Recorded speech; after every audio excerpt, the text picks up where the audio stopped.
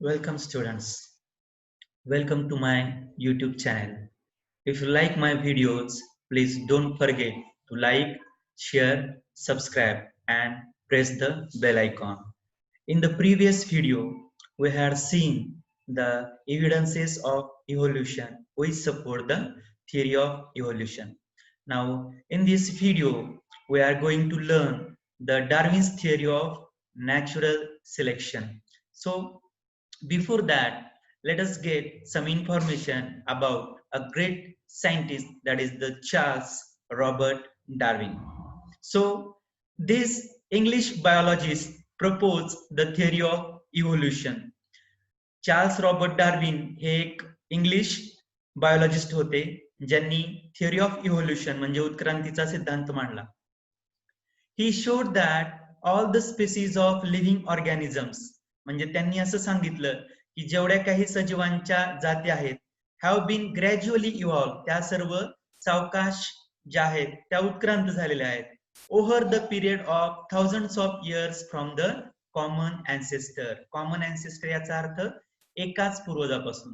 म्हणजे डार्विन यांनी असं सांगितलं की सजीवांच्या जेवढ्या जाती आहेत त्या सगळ्या जाती ह्या एकाच पूर्वजापासून सावकाश हजारो वर्षाच्या कालखंडानंतर उत्क्रांत झालेल्या आहेत.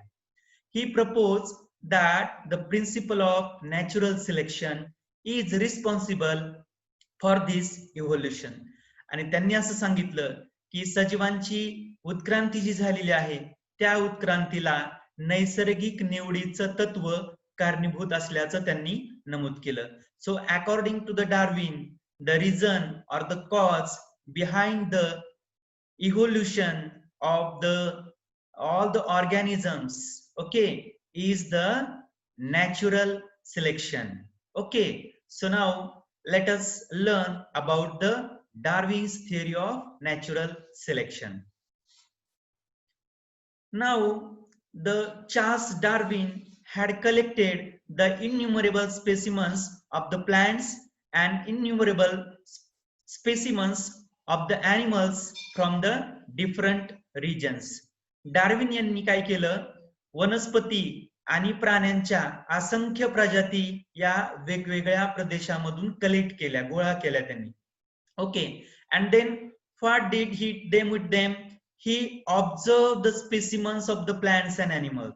आणि ज्या स्पेसीज त्यांनी कलेक्ट केल्या त्या स्पेसीजचं त्यांनी निरीक्षण केलं. So Darwin had collected the innumerable specimens of the plants and animals from the different regions.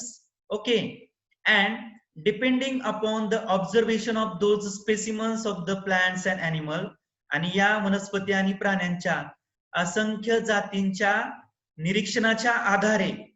Okay, पहा या ठिकाणी एक व्हिडिओ आहे, याच्यामध्ये काय पाहायला मिळतं आपणास.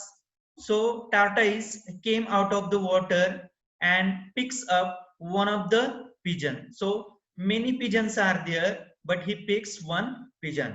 Okay, so Darwin made the observations of the specimens of the plants and animals, and on the basis of observations he published the theory of natural selection. आणि मग या वनस्पती आणि प्राण्यांच्या निरीक्षणांच्या आधारे डार्विन यांनी नैसर्गिक निवडीचा सिद्धांत मांडला, which preaches the survival of the fittest. आणि हा सिद्धांत काय सांगतो की कोण सर्वाइव्ह करेल, म्हणजे कोण जिवंत राहील, की जो सजीव फिट आहे, म्हणजे जो सक्षम आहे, समर्थ आहे. जो सजीव जगण्यासाठी सक्षम आणि समर्थ आहे तोच जगेल, असा सिद्धांत डार्विन यांनी त्यांच्या सिद्धांत नैसर्गिक निवडीच्या सिद्धांताच्या बाबतीमध्ये सांगितला. So for this purpose Darwin had published a book and the name of that book is the on the origin of the species. Okay, आणि मग डार्विन यांनी त्यांचा हा नैसर्गिक निवडीचा सिद्धांत जो आहे हा त्यांनी त्यांच्या स्वतः लिहिलेल्या पुस्तकामध्ये पब्लिश केला, आणि त्या पुस्तकाचं नाव काय होतं, on the origin of species. So Darwin wrote a book, the name of that book is on the origin of species, and he gave the detailed information or explanation about the his theorem or theory of natural selection. While explaining the concept, Darwin says that all the organisms reproduce prolifically. Darwin त्यांच्या सिद्धांताचं स्पष्टीकरण देत असताना असं सांगतात की जेवढे काही सजीव आहेत तर ते सर्व सजीव हे प्रचंड संख्येने पुनरुत्पादन करतात. रिप्रोड्यूस याचा अर्थ प्रजनन, पुनरुत्पादन, आणि प्रॉलिफिकली हा शब्द प्रॉलिफरेशन याच्यावरून आलेला आहे, म्हणजे प्रचंड संख्येने. सो सर्व सजीव जे आहेत ते काय करतात, प्रचंड संख्येने पुनरुत्पादन करतात. आणि मग काय होतं त्यांच्यामध्ये, आता हे जे सर्व सजीव आहेत, ठीक आहे, so all these organisms now compete with each other in a life threatening manner.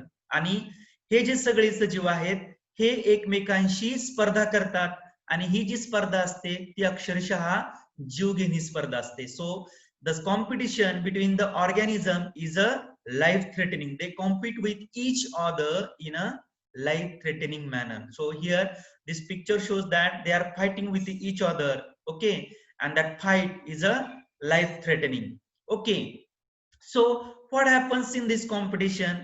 So in this competition, according to Darwin, only those organisms will sustain याचा अर्थ जगतात, जिवंत राहतात, which show the modifications essential for winning the competition. Modifications याचा अर्थ आवश्यक ते गुणधर्म.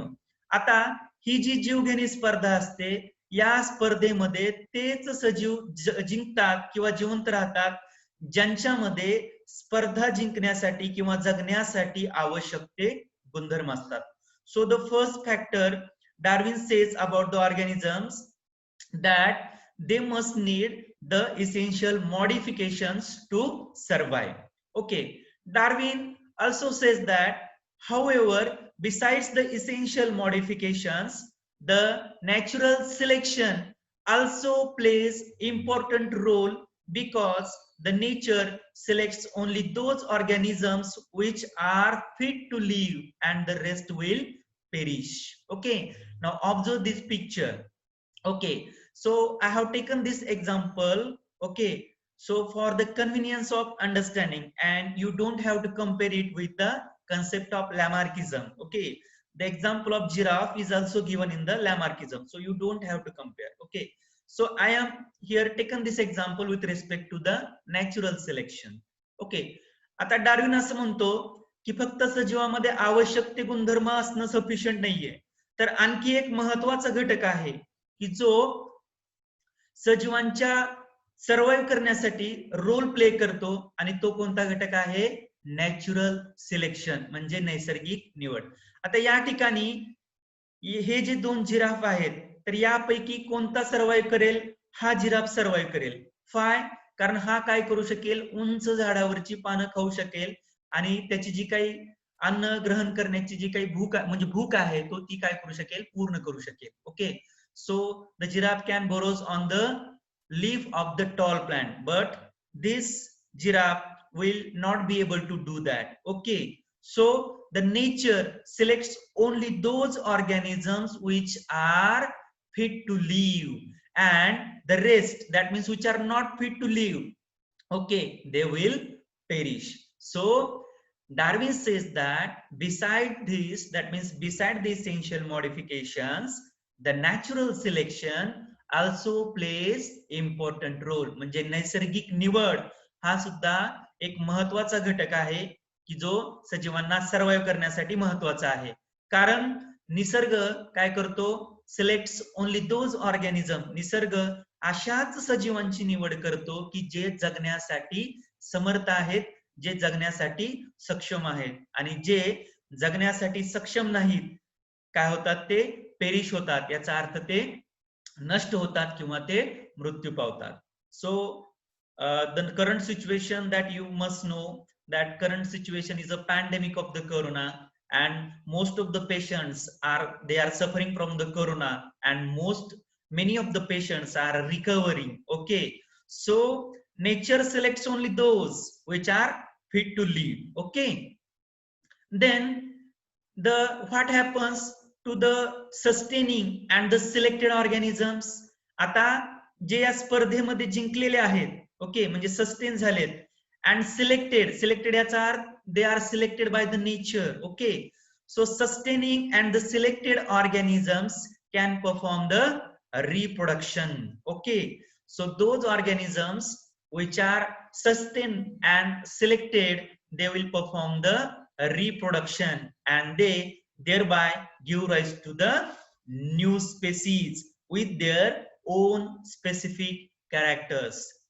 म्हणजे ज्यांच्यामध्ये जगण्यासाठी आवश्यक ते गुणधर्म आहेत आणि ज्यांची निवड निसर्गाने केलेली आहे, असे सजीव काय करतील, पुनरुत्पादन करून एका नवीन जातीची निर्मिती करतील आणि ती जी नवीन जात असेल त्या जातीमध्ये या सजीवामध्ये असणारी जी काही स्पेसिफिक कॅरेक्टर्स आहेत, म्हणजे वैशिष्ट्यपूर्ण लक्षण आहेत, त्या वैशिष्ट्यपूर्ण अशा लक्षणांसहित ते नवीन जातीची निर्मिती करतील. Okay, so Darwin's theory of natural selection was widely accepted for a long duration. Darwin यांचा नैसर्गिक निवडीचा सिद्धांत हा बऱ्याच काळापर्यंत मान्य राहिला, म्हणजे वैज्ञानिकांनी तो मान्य केला, म्हणजे बऱ्याच काळापर्यंत त्यांनी सिद्धांत मांडल्यानंतर तो मान्य केलेला होता. But some objections were raise against the theory of this natural selection. आणि मग डार्विन यांचा हा नैसर्गिक निवडीचा सिद्धांत आहे, काय केलं गेलं, त्याच्यावरती काही ऑब्जेक्शन्स रेज केले गेले. ऑब्जेक्शन याचा अर्थ आक्षेप घेतले गेले. So now we'll see which are those objections. Okay, so some of the main objections which are raised against the Darwin's theory of natural selection. So the first objection is that natural selection is not the only factor responsible for evolution.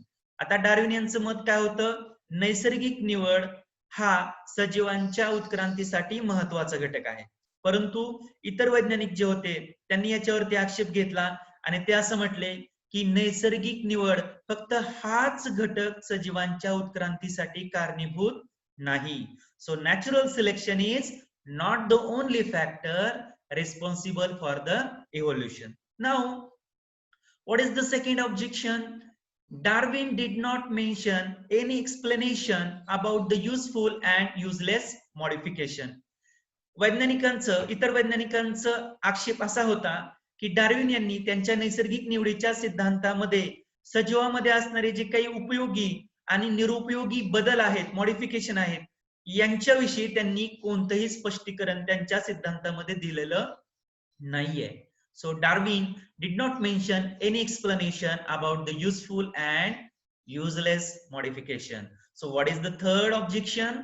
There is no explanation about the slow changes and abrupt changes. त्याचबरोबर Darwin यांनी त्यांच्या नैसर्गिक निवडीच्या सिद्धांतामध्ये सजीवांमध्ये होणारे जे काही सावकाश बदल आहेत, म्हणजे सावकाश बदल आणि सजीवांमध्ये होणारे अचानक बदल, याविषयी देखील डार्विन यांनी त्यांच्या सिद्धांतामध्ये कोणतेही स्पष्टीकरण दिलेलं नाही. So students, you have to remember all these three objections. Okay, a question might be asked for 2 marks on that. Okay, so which are the objection? First, natural selection is not the only factor responsible for evolution. नैसर्गिक निवड फक्त हाच घटक उत्क्रांतीसाठी कारणीभूत नाही. Darwin did not mention any explanation about useful and useless modification. Darwin यांनी त्यांच्या नैसर्गिक निवडीच्या सिद्धांतामध्ये उपयोगी आणि निरुपयोगी बदलाविषयी कोणतेही स्पष्टीकरण दिलेलं नाही. And there is no explanation about the slow changes and abrupt changes. आणि डार्विन यांनी त्यांच्या सिद्धांतामध्ये सावकाश होणारे बदल आणि अचानक होणारे बदल याविषयी देखील कोणतेही स्पष्टीकरण दिलेलं नाही. So irrespective of all these objections, जरी डार्विन यांच्या सिद्धांताच्या वरती जरी आक्षेप घेतले गेलेले असले, सो तरी सुद्धा Darwin's work on the evolution has been a milestone. तरी देखील डार्विन यांनी उत्क्रांतीच्या संदर्भात केलेलं कार्य आहे तो जो आहे तो एक मैलाचा दगड ठरलेला आहे. So we can't forget the importance or the work of the Darwin regarding the evolution of the organisms. So from this we can remember one point, that according to Darwin, for the organisms to survive, the first thing, they must have the essential modifications, and the more important factor, that is the natural selection. So okay, so according to Darwin, the natural selection is responsible for the evolution of the organisms. So students, you have to remember all these information. So thank you all of you, and we will see the next point in the next video.